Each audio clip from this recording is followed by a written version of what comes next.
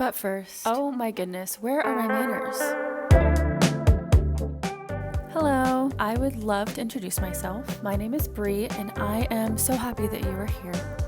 If I were to briefly describe myself, I would say I love filming pretty things, and I absolutely love yapping about all my thoughts and feelings, which will be the premise for all my videos, so if that kind of travel content interests you, then feel free to stick around. This is my husband Ben, who will probably be in all of my videos unless I do decide to travel solo. A little about us is that we used to be teachers, and we just recently quit our jobs. We love hiking and being outdoors, and we have always wanted to try hut-to-hut through hiking, which is actually what we're doing in Scotland.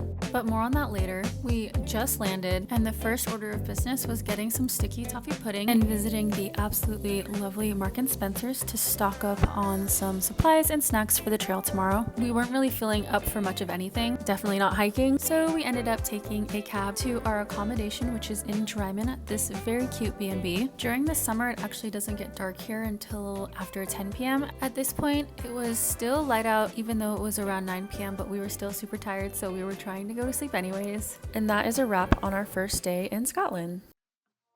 Just to start bright and early the next day, hello, me again. The sun also rises around 5 a.m. or something crazy, but at this point, it's probably like 8. I did get solid sleep this night, which was definitely much needed, as I am not sure how today is going to go.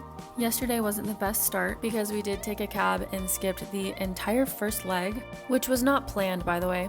Let's just say getting off of a red eye and going straight into hiking 12 miles was certainly an oversight in our planning, so we really didn't feel upset about skipping the leg. It's just I'm nervous because most of our trip is centered around this through hike and another through hike, and I am a little ashamed to admit that we just didn't train or prepare for this much walking. Just a side note, I can't get over how cute the sheep are. And the thing with the sheep is it never gets old. They're just as cute every single time. That actually goes for all the animal sightings. By the way, that's the West Highland Way symbol. We're going to be seeing that a lot. Most through hikes have some type of marker that are telling you that you're on the right track, and that just so happens to be the one for the West Highland Way. A lot of them are kind of iconic too, like the Camino de Santiago. I don't know if I would call it iconic, but I do really like the one for the West Highland Way.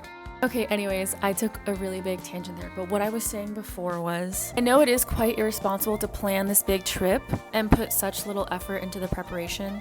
I don't really know what to tell you, like I should have done it, but I didn't. This is actually a big reason why I decided to leave my job, is because I was just so narrow-sighted to my work. I knew no work-life balance, and it wasn't because my job was putting pressure on me and instilling this in me. It was genuinely just my own lack of enforcing my own boundaries to myself. Teaching is also a job that you can just pour and pour into, and it'll never be enough. So that was an unhealthy cycle I found myself in, and I just was not prioritizing my health and happiness. And yeah, I also didn't prepare for this trip as much as I should have. But fortunately, that lack of preparation didn't really affect me too much on this first leg. It started off very gentle and steady because we are still in the lowlands. We are about to officially cross into the highlands. That happens at Connick Hill, where there is a fault line. Apparently that chain of islands right there is actually where the fault line is. I have no idea if that's true or not, but somebody told us that. But this is Connick Hill. That's what we're going up. That's about 1,000 feet of elevation gain.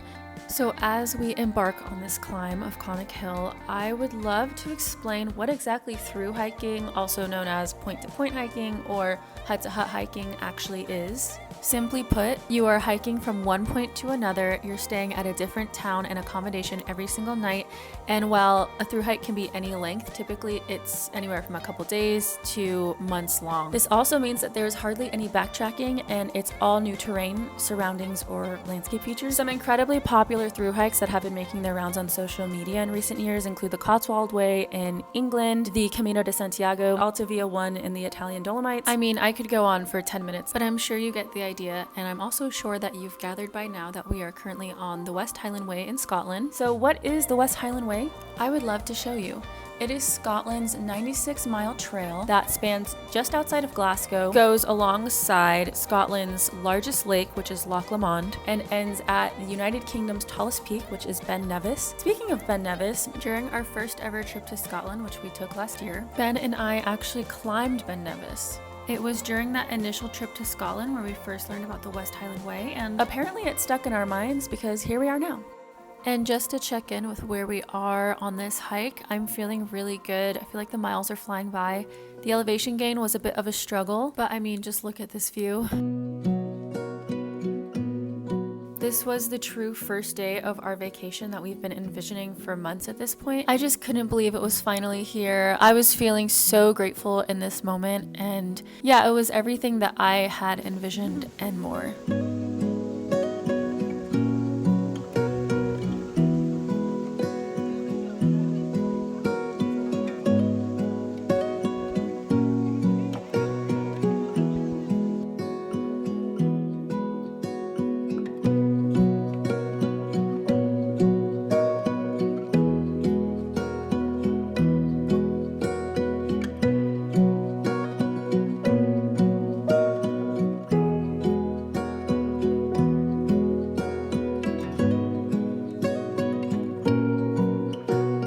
So as we continued walking, I was definitely starting to feel it. I was just ready to be done for the day. We came across this really cute inn that served food and just kind of gave us an excuse to sit down, take a break, and rest our legs for a bit. We were so hungry, and this menu was so diverse and everything looked so good. Ben got a pizza. I got this soup, which was a carrot soup, I believe, and this Korean cauliflower, which was absolutely delicious. And then I also got a Hugo Spritz. Probably wasn't the best idea, but it just looked really good, so I knew I had to try one. After this, it was just a flat 2-mile walk to our campground. Perfect, peaceful way to end our first hike.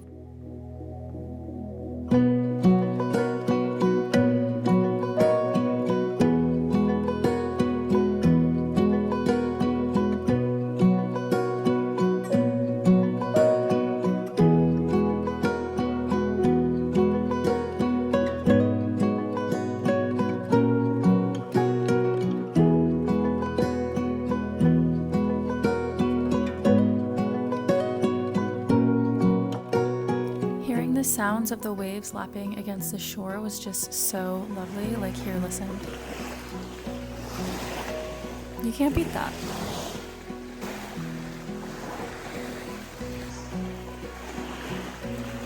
Also, I just want to note that it was sunny for the majority of this hike, which, if you don't know, for Scotland is insanely rare. A lot of people that we came across on this trail told us that we made the right decision taking a cab yesterday because the weather was just so unpleasant. So I'm hoping it stays like this for the rest of the time that we are in Scotland, because it was just an absolute dream.